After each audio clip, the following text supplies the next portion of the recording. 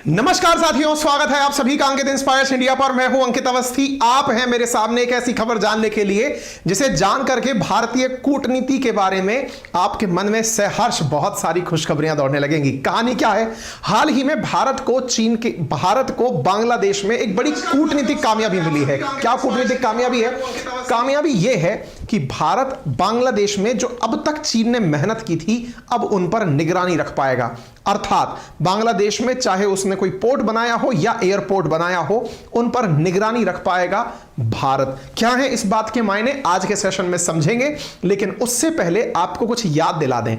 कई बार बहुत सारे लोग इस तरह के प्रश्न सवाल दिमाग में लेके चल रहे होते हैं कि भारत बांग्लादेश की इतनी मदद कर क्यों रहा है। और यह प्रश्न कब से उठा?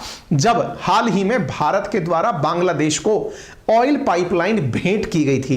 भारत ने अपने नॉर्थ ईस्टर्न राज्यों से होकर एक पाइपलाइन हाल ही में बांग्लादेश को समर्पित की थी, जिसको हमने अपने सेशन में आज से 10 दिन पहले कुछ इस तरह से शो किया था कि अब पश्चिमी देशों को सीधी चुनौती दे रहा है भारत।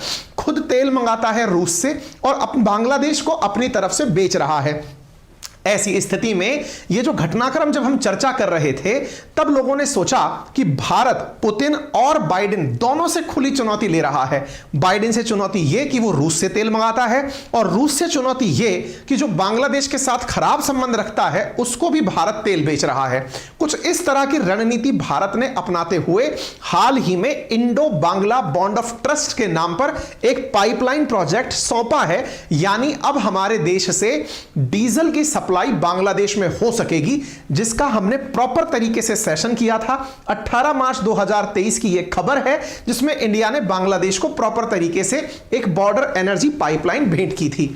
यानी हमारे यहां से अब डीजल बांग्लादेश चला जाएगा। तब दिमाग में प्रश्न बन रहा था, इससे फायदा क्या होगा? अच्छा, हमारे जो काउंटर पार्ट्स हैं या दुश्मन जो देश हैं हमारे, वो अक्सर बांग्लादेश, नेपाल, भूटान, श्रीलंका जैसे तुलनात्मक गरीब देशों को अपने पक्ष में करने के लिए तरह तरह के प्रलोभन दे रहे होते हैं। कुछ इसी तरह का प्रयास भारत ने वर्ष 2018 में शुरू किया था बांग्लादेश के साथ। क्या किया था कि हम आप लोगों को ऑयल सप्लाई करेंगे सीधा इंडिया से बांग्लादेश में, और हमने यह काम कर दिया। जैसे ही हमने यह काम किया, अब उसके हमें फल प्राप्त होने शुरू हो चुके हैं। हमें कौन से फल प्राप्त होने शुरू हुए हैं कि बांग्लादेश के साथ साथ जैसे हमने डिप्लोमेटिकली एक कदम आगे बढ़ाया, बांग्लादेश में जितनी मेहनत अब तक चीन ने की थी उस पर पूनी पर पानी फिर चुका है। आज के सेशन में आपको पता चल जाएगा। यह वो तस्वीर है 18 मार्च 2023 की, जिसमें प्रधानमंत्री नरेंद्र मोदी, बांग्लादेश की प्रधानमंत्री शेख हसीना दोनों एक इवेंट के अंदर एक दूसरे के साथ में इस इवेंट को साझा कर रहे हैं, जिसमें भारत यह मेंशन कर रहा है कि हमने फ्रेंडशिप पाइपलाइन जो है वो कॉर्पोरेशन ऑफ एनर्जी सिक्योरिटी के लिए एक दूसरे के साथ साझा की है। फ्रेंडशिप पाइपलाइन, इसकी नींव हमने सितंबर 2018 में रखी। 2018 में हमने पाइपलाइन की नींव रखी थी। आज प्रधानमंत्री शेख हसीना जी के साथ इसका उद्घाटन करने का भी अवसर आ गया। 2018 में जो कार्य शुरू हुआ था वो मार्च 2023 में पूरा हुआ। महामारी के बावजूद भी इस प्रोजेक्ट का काम जारी रहा, और कोविड महामारी के दौरान भी इस प्रोजेक्ट का काम चलता रहा, और भारत ने पूरी तत्परता से पाइपलाइन के थ्रू गैस मतलब तेल पहुंचाने का कार्य शुरू कर दिया। अब जब यह चीज निकल कर आती है तो बांग्लादेश के साथ भारत के संबंध और प्रगाढ़ हो रहे हैं। यह चीज दुनिया के पटल पर जाना शुरू होती है कि भारत बांग्लादेश के साथ बहुत करीबी से सांस्कृतिक संबंध हो या व्यापारिक संबंध हो, डिप्लोमेटिक रिलेशंस हो या फिर स्ट्रेटेजिक संबंध हो, इनमें हमेशा आगे बढ़ने का प्रयास कर रहा है। अब इसी प्रयास में आज की जो खबर है वो चार चांद लगा देती है। आप जरा खबर सुने और इसको थोड़ा सा रिएक्शंस मिलने। मार्च 23 को द हिंदू में खबर प्रकाशित होती है, Bangladesh PM Sheikh Hasina offer India to use Chattogram and Sylhet ports. अब ये जैसे ही खबर आती है, हर अखबार में ये खबर बन जाती है। इंडियन एक्सप्रेस की खबर देखें, Bangladesh PM Sheikh Hasina India to use Chattogram और सिलहट पोर्ट, हर जगह यही खबर। और इस खबर में आपको एक तस्वीर दिखाई देती है और वो तस्वीर है राम माधव की, जो कि governing council of India foundation की तरफ से शेख हसीना से मिलने गए थे। अच्छा साहब, अब ये जो तस्वीर है जिसमें कि ये दोनों मीटिंग कर रहे हैं पीएम के साथ में, बांग्लादेश के पीएम के साथ में, खबर आती है कि भारत सिलहट और चट्टोग्राम यूज कर पाएगा। अब ये खबर कितनी ज्यादा मायने रखती है, इस बात को समझने के लिए हमें इस सेशन में पहले इन दोनों पोर्ट्स का महत्व चाइना के पर्सपेक्टिव से समझना होगा। हम जब चाइना के पर्सपेक्टिव से इस बात को समझ लेंगे कि किस प्रकार से चीन ने हमें घेरने के लिए जो स्ट्रिंग ऑफ पर्ल विचारधारा अपनाई। आपको मैं बताऊं साथियों, बांग्लादेश में, नेपाल में लगातार चीन इतना अंदर तक क्यों आ रहा है, ताकि भारत के पूर्वोत्तर वाले क्षेत्र को किसी ना किसी तरीके से अलगाव की स्थिति में पैदा किया जा सके। उसी पर लगातार भारत नजर बनाए हुए है और उन्हीं नजर में जब वो कोई चाल चल रहा है तो शतरंज के बिसात की तरह भारत उसे मात दे रहा है। बांग्लादेश में, बांग्लादेश तो बनाया हुआ ही भारत का है। क्रिएशन ऑफ बांग्लादेश अगर किसी को जानना है तो पाकिस्तान से किस तरह बांग्लादेश बना, इसकी पूरी स्टोरी मैं आज आप लोगों के लिए कमेंट बॉक्स में पिन एक एप्लीकेशन पर सुनने के लिए दे रहा हूं।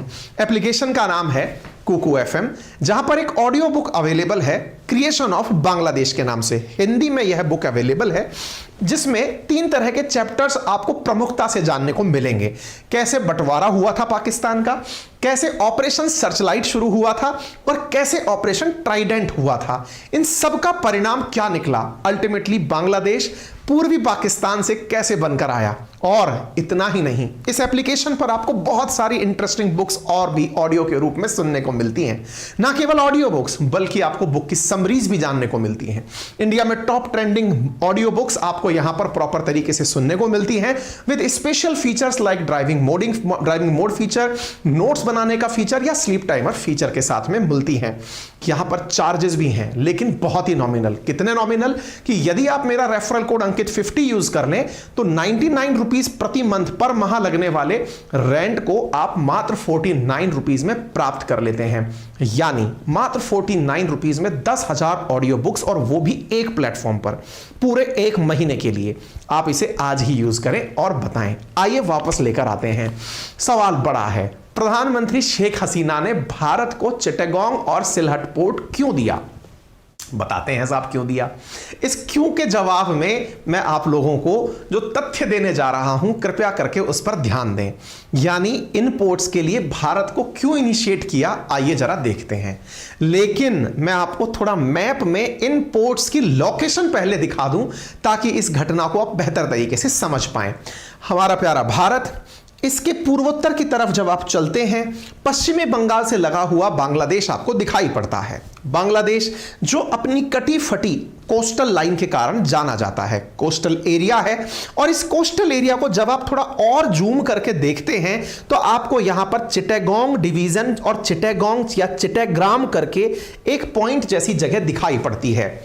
आप अगर इसे ध्यान से देखें तो यह क्षेत्र जो आपको यहां पर विजिबल हो रहा है, इसका महत्व समझने के लिए आप इस रेड लाइन एरिया को देखें।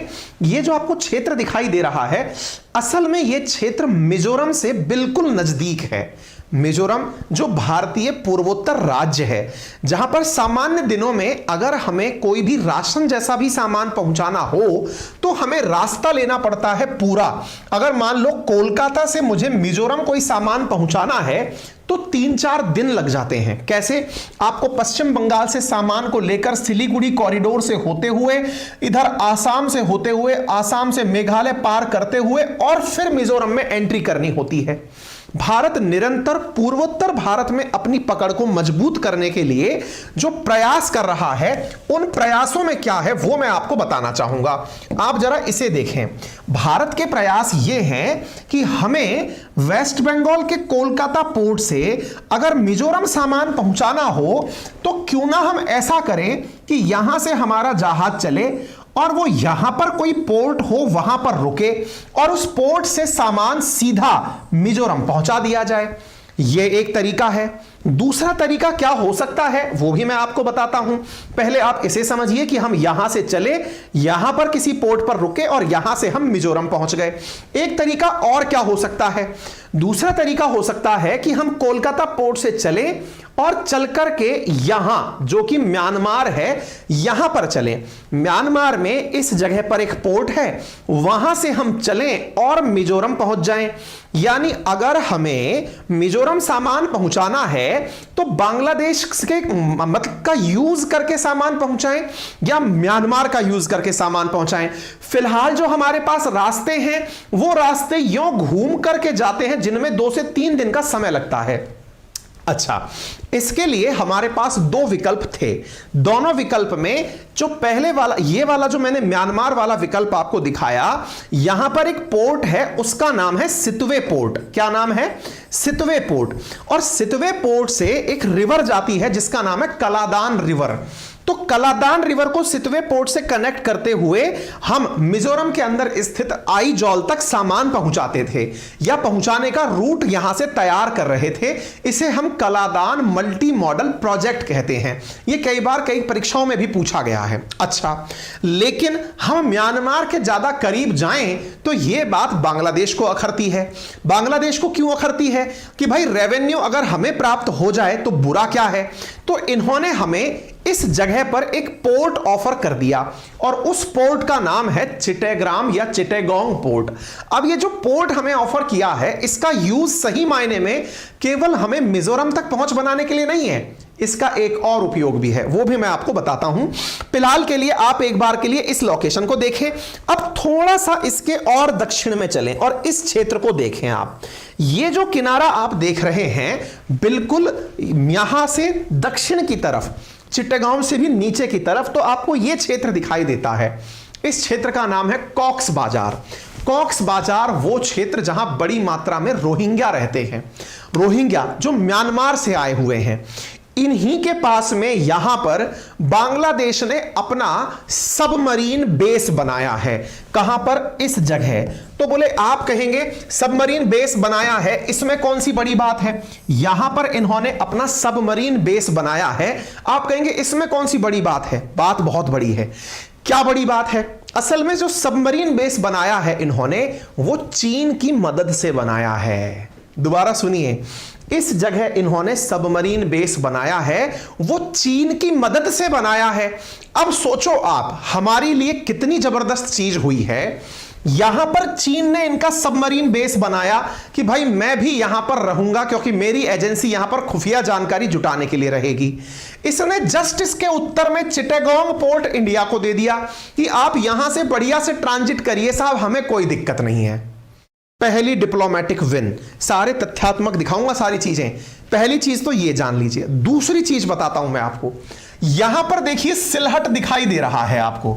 आप कहेंगे पोर्ट लिखा हुआ है, जी हां, सिलहट में असल में एयरपोर्ट है, यहां पर सी पोर्ट है, यहां बंदरगाह है, वहां हवाई अड्डा है। सिलहट जो पोर्ट है असल में उसका निर्माण चीन की एक कंस्ट्रक्शन कंपनी के द्वारा यानी एयरपोर्ट स्टेशन का निर्माण किया गया। अब ये जो सिलहट है ये कितना इंपॉर्टेंट है वो पहचानिए। सिलहट बसा हुआ है बिल्कुल इस कॉर्नर में जाकर के। आप देखें कितना कॉर्नर में जाकर बसा हुआ है, कितना करीब है ये और क्षेत्रों के। सिलहट है मेघालय के करीब, सिलहट है त्रिपुरा के करीब। आप इससे सोचकर देखिए, चीन ने यहां जाकर के एयरपोर्ट निर्माण का कार्य किया। इससे इंडिया का बहुत जबरदस्त मूड खराब हुआ। यह सिलहट पोर्ट का जो निर्माण है ये 2016 से चल रहा है। ऐसी स्थिति में इंडिया को बड़ी टेंशन इस बात की थी कि जब इतनी प्राइम लोकेशन इन्होंने चीन को ऑफर कर दी तो इसका मतलब हमारा तो नुकसान निश्चित है, और जब हमारा नुकसान निश्चित है तो इंडिया इसे काउंटर कैसे करे। तो आप सोचो, पोर्ट बनाया चीन ने, बांग्लादेश ने कहा है आप इसका उपयोग कर लीजिए। हो गए साहब, एक तीर से दो निशाने। बनाया यहां पर सबमरीन पोर्ट, इसके ऊपर बिठाकर भारत को पोर्ट दे दिया कि आप इसका उपयोग कर लीजिए।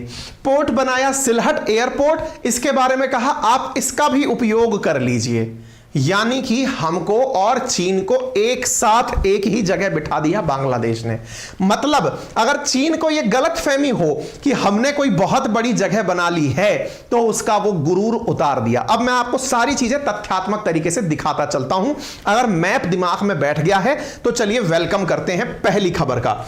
ये देखिए 20 तारीख की खबर, 20 मार्च यानी कल की खबर। बांग्लादेश कमीशंस इस फर्स्ट सबमरीन बेस, जो मैंने आपको यहां पर बताया था ना, ये जो कॉक्स बाजार के पास में इनका सबमरीन बेस है, कब बनाया? 20 मार्च 2023 को इन्होंने चालू किया है। और उससे एक दिन पहले, फिर से बता रहा हूं, कहां बनाया? कॉक्स बाजार के अंदर बनाया इन्होंने सबमरीन बेस।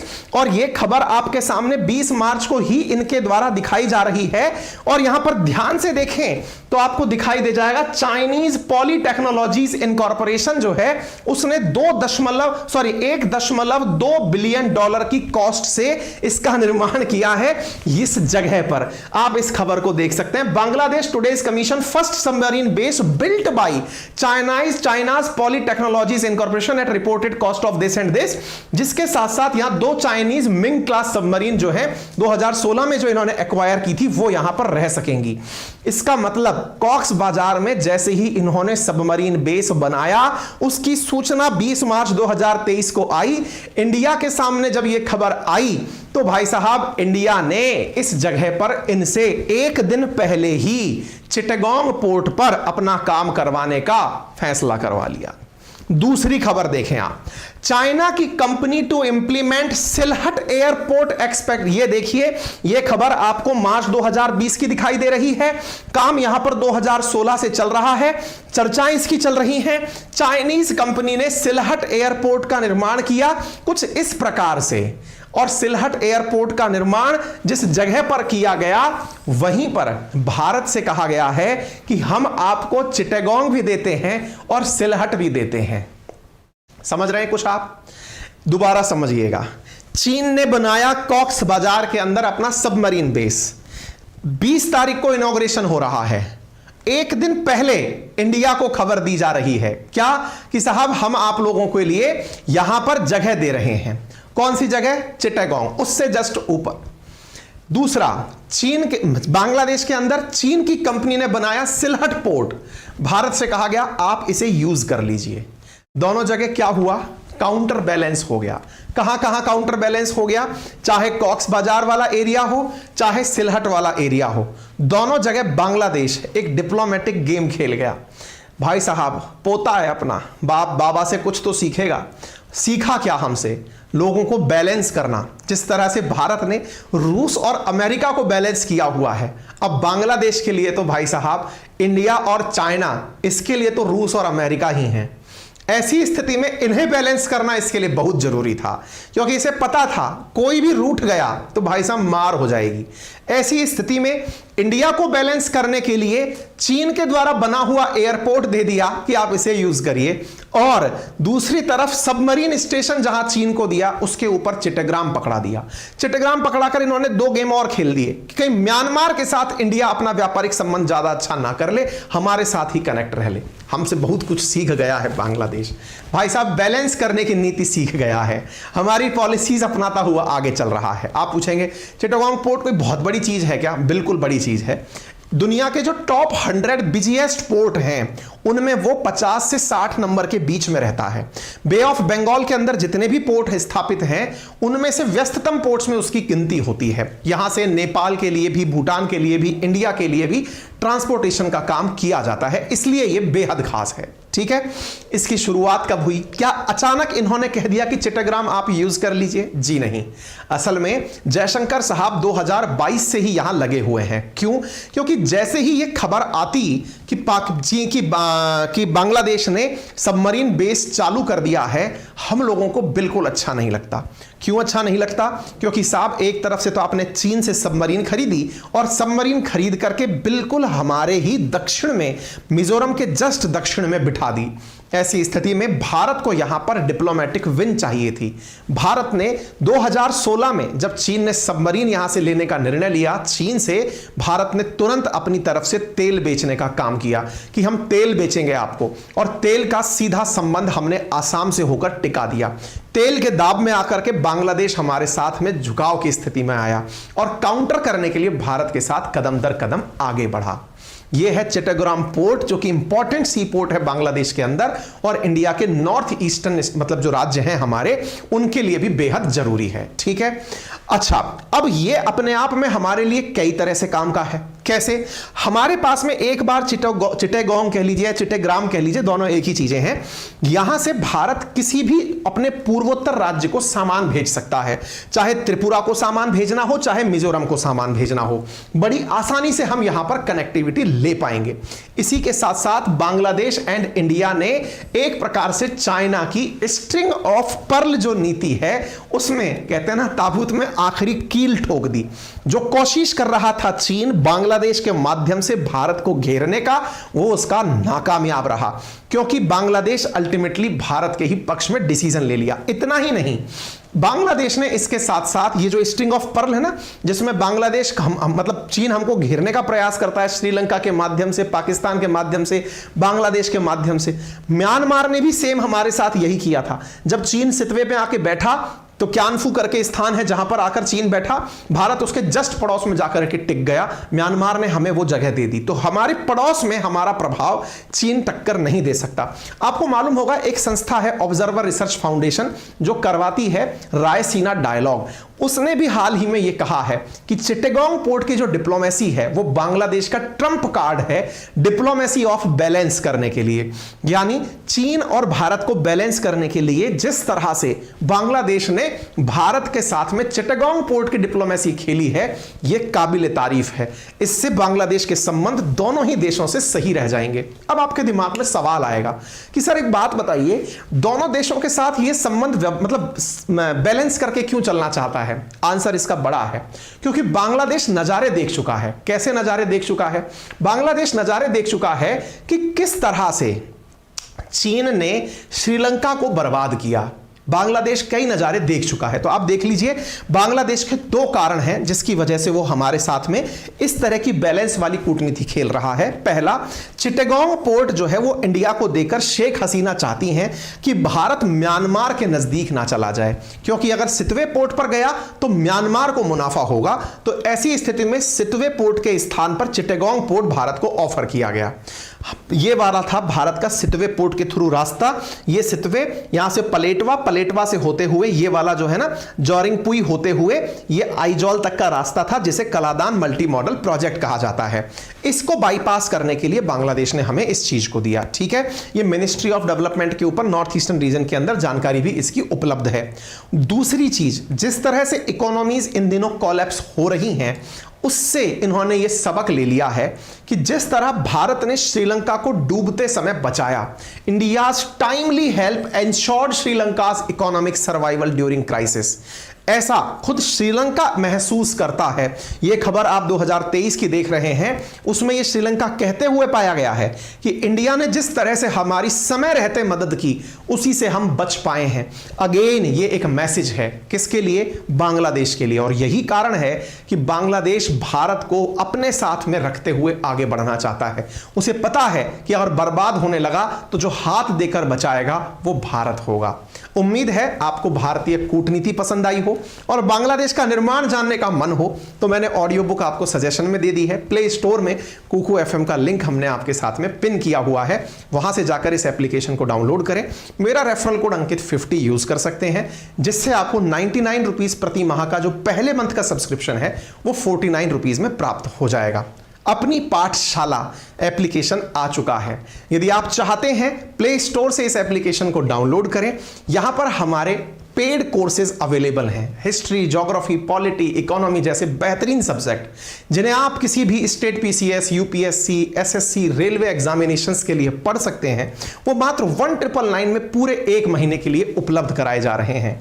यहां पर फिलहाल वर्ल्ड ज्योग्राफी चल रही है, world geography, physical world geography चल रही है।